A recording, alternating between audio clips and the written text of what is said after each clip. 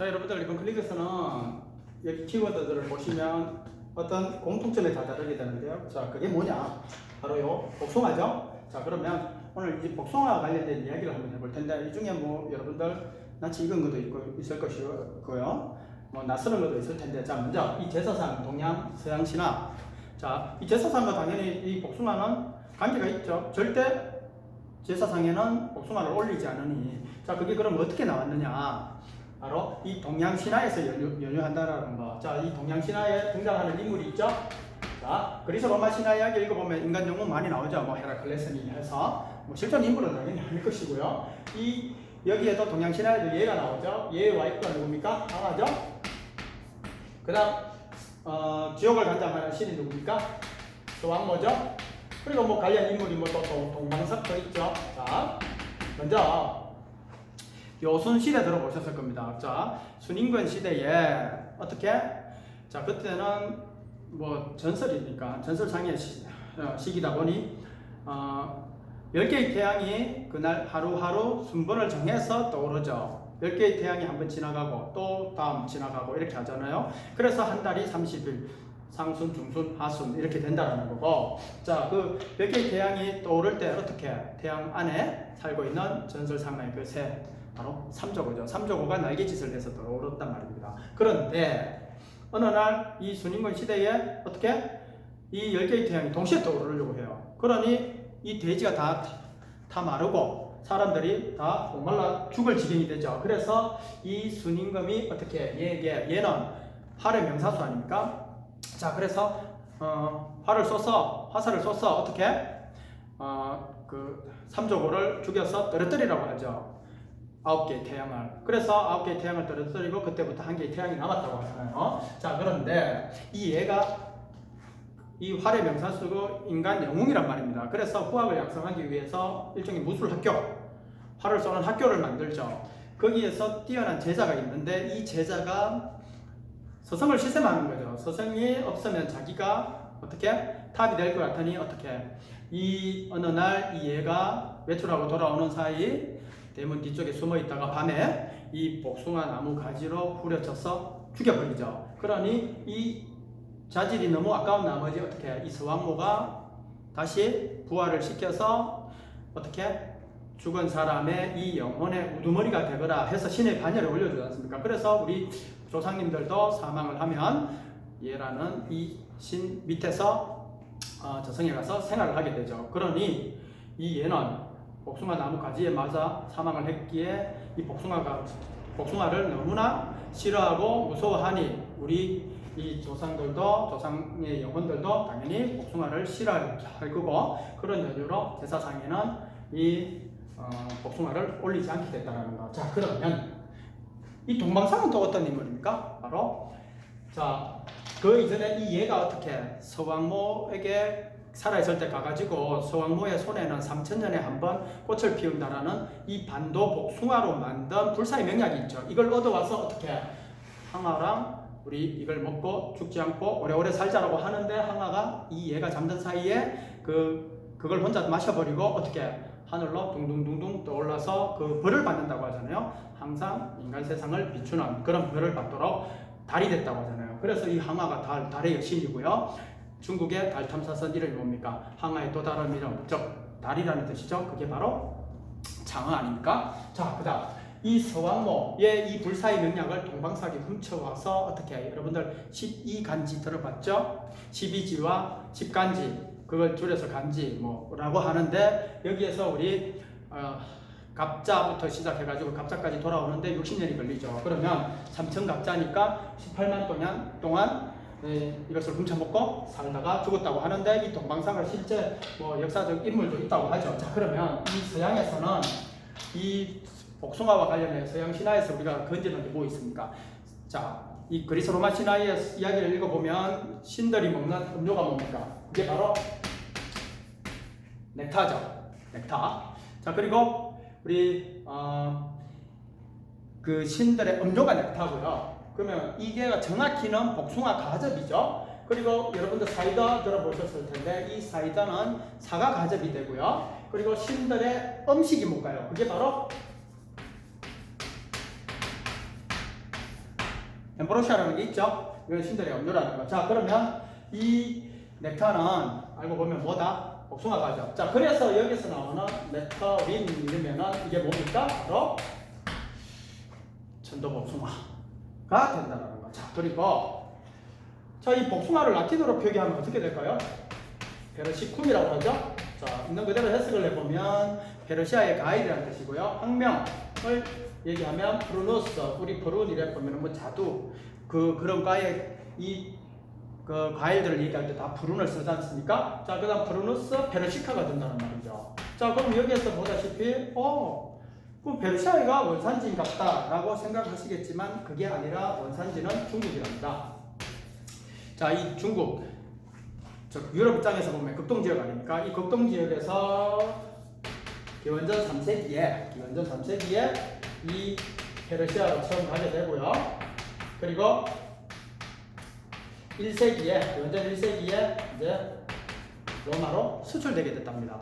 그리고 그때 당시는 아직 이 처음 묘목을 처음 심었을 때 추운 겨울을 한 2번 정도는 나야 과일을 맺을 수 있다는 그런 거는 당연히 몰랐다고 하고요. 그리고 이 스페인 사람들이, 자, 야생 복숭아는 여러분들 시골에 살아본 사람은 알겠지만 시냇가에 흐르는 시냇물만 먹고 자란 그런 야생 복숭아는 크기가 굉장히 작거든요. 억수로 털고요. 다 익으면 그래도 꽤 먹을 만한데, 아무튼 그런 씨앗이 거의 절반 이상을 차지하죠. 그럼 아주 먹을 게가 없단 말입니다. 그래서 이 스페인 사람들이 어떻게 그걸 개조를 해서 미국으로 가져가죠.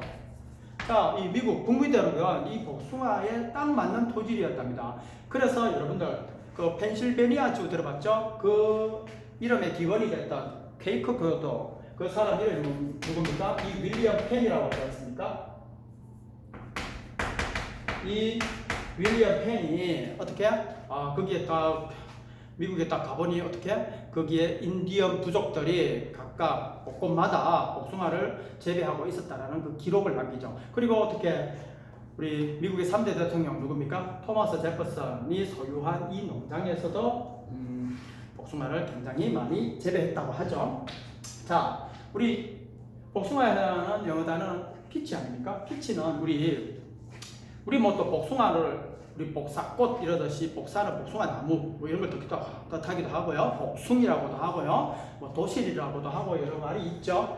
자, 이 복숭아의 색깔을 한번 보십시오. 되게 붉은 좋죠. 그래서 이게 우리나라의 혈색이 좋은, 그리고 멋진 물건 내지는 예쁜 소녀 이런 뜻이 있죠. 그래서 우리 좀 더 나쁜 뜻으로 얘기하면 또 이 선정적인 이런 말도 있죠. 얘가 그래서 이 선정적인 잡지를 뭐라고 합니까? 복숭아색이라는 이 도색, 그래서 도색 잡지라는 말을 하죠. 자, 그리고 우리 이 복숭아는 멋진 물건, 자, 우리 멋진 스포츠카를 보면은 What a peach it is 이런 말을 쓰죠. 저 피치란 말은 정말 끝내주는 차다. 그러면 그게 대비되는 똥차 이 정도에 해당하는 말은 뭘까요? 우리 이 과일을 먹으면 인상이 빡 찌그러지잖아요. 그게 바로 레몬이죠. 레몬은 다시 말해 가스를 많이, 이런 똥차는 가스를, 가솔린을, 기름을 많이 붓는단 말입니다. 그래서 가스 껴달라 이런 표현도 하고, 덜렁덜렁거리면서 간다, 얘가 덜렁덜렁거리면서 간다, 이래서 이렇게 똥차라는 표현을 쓰죠. 자, 그리고 우리 삼국유사에 보면 도하녀라는 미녀가 등장하죠. 자, 신라의 이 진지왕이 도하녀의 그 아름다움에 빠져서 끊임없이 추파를 던지는데, 이 도하녀는 두 남편을 섬길 수 없다고 해서 끝까지 거절을 하죠. 그랬더니 어느 순간 어떻게 돼? 남편과 왕도 사망을 했고요. 그리고 나서 이 진지왕의 영혼이 나타나서 이 도하녀와 어떻게 동거를 해서 이형이라는 인물을 낳았다라는 이야기가 나오죠. 자, 그러면 우리 이 도원결이, 이런 말을 굉장히 많이 들어봤을 겁니다. 도원결이 뭡니까? 이 위초고를 무대로 한 진수라는 사람이 200년대에 쓴 이 삼국지, 이 역사서를 바탕으로 해서, 자, 원명교책이죠. 14세기에 이 나간중이라는 사람이 삼국지연의, 즉 뭔 말입니까? 삼국지에 대한 이야기라는 뜻의 이 삼국지연을 만들죠. 자, 그런데 현재 이 원본은 남아있지 않답니다.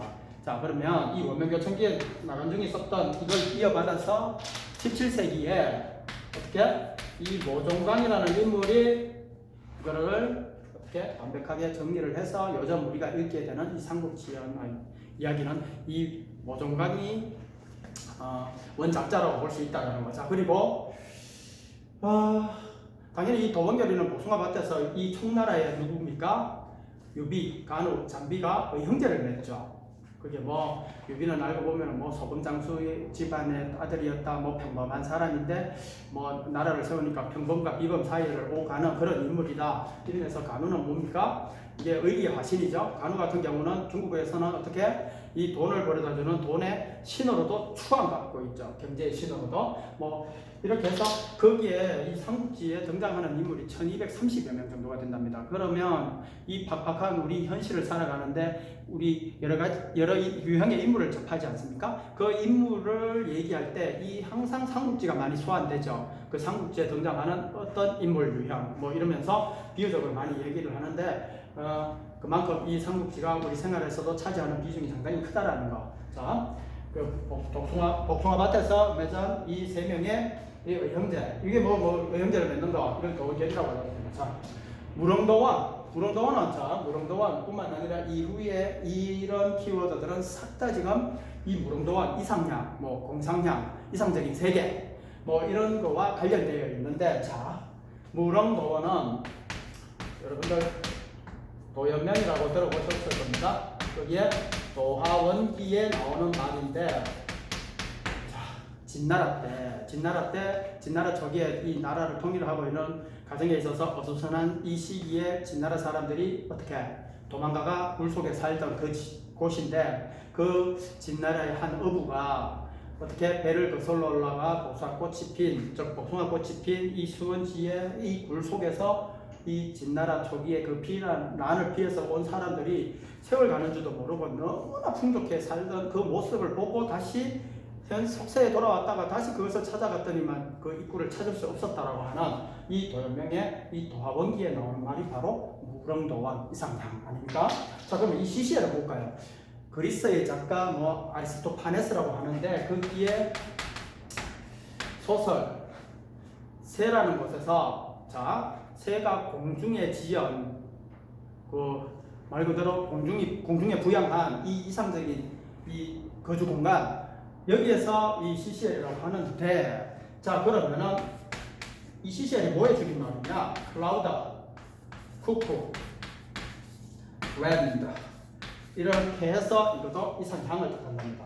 자, 그 다음 이 대항해 시대에 이 스페인 사람들하고 어떻게 누가 포르투갈 사람들이 먼저 영국과 네덜란드에 앞서 식민지 쟁탈전을 하죠.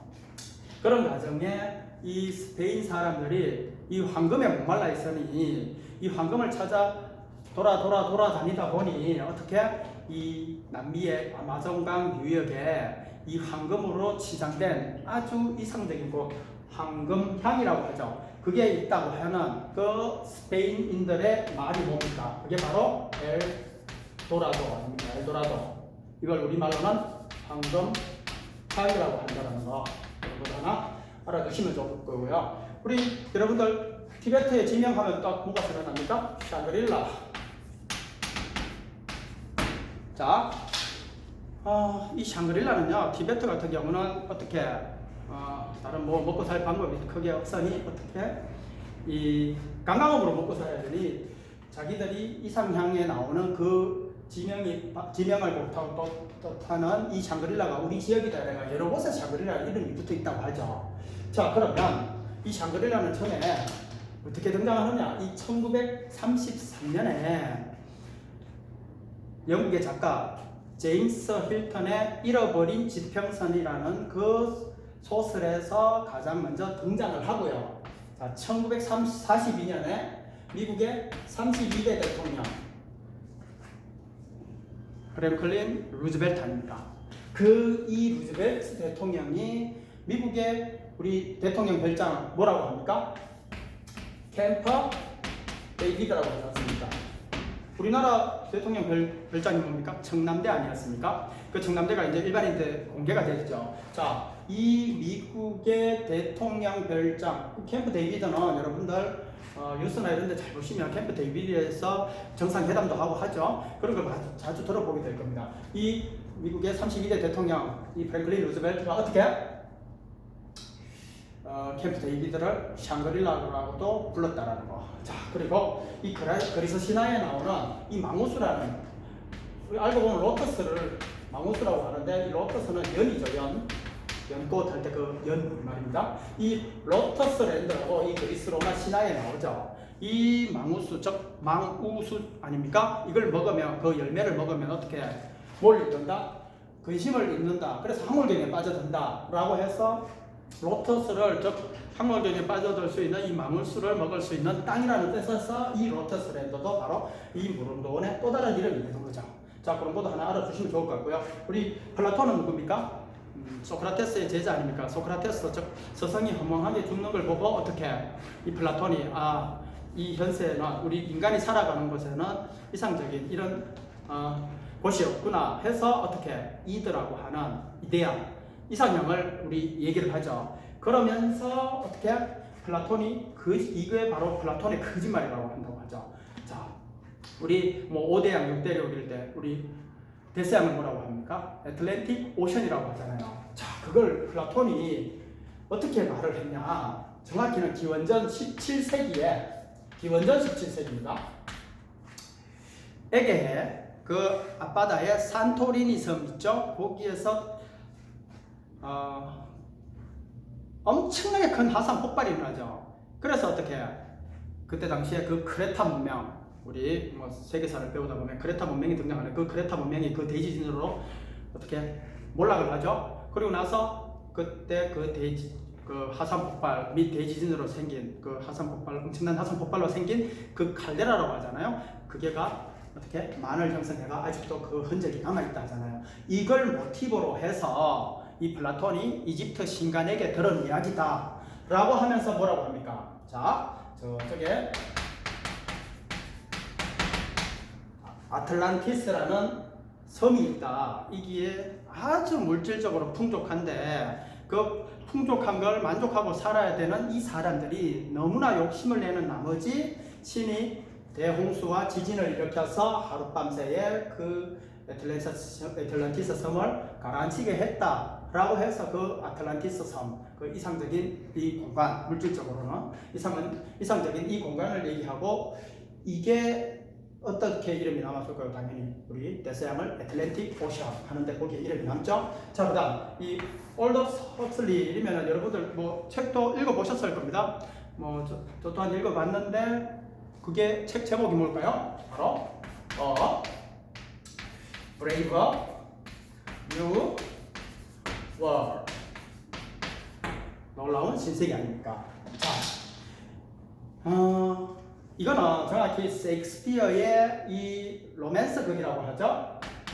그 템피스트라고 하는 이 폭풍에 등장하는 말인데요.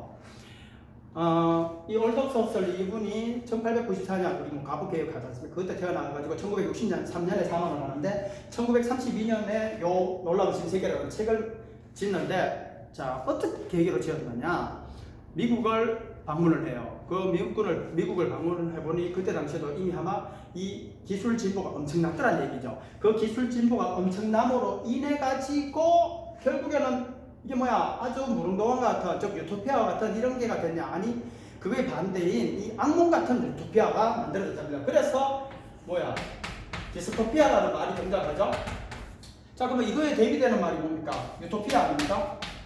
자, 토피아는 장소인데 유는 낫이라는 의미니까 이럴 만한 장소가 없다, 이보다 더 나은 장소가 없다라는 뜻이고요. 디스는 유토피아가 아니다라는 뜻이니까 이게 바로 아주 뭐 저주받은 땅, 뭐 신기에 더 얘기를 하면요, 그런 어떤 이 유토피아의 대척점에 있는 이 말이 디스토피아가 되겠죠. 그러면 이 유토피아의 또 다른 말로서 이런 단어들이 있다라는 걸 하나 알고서 우리 이 단어를 써먹는 거, 써먹어보면 우리 언어 생활이 그만큼 풍부해지지 않겠습니까?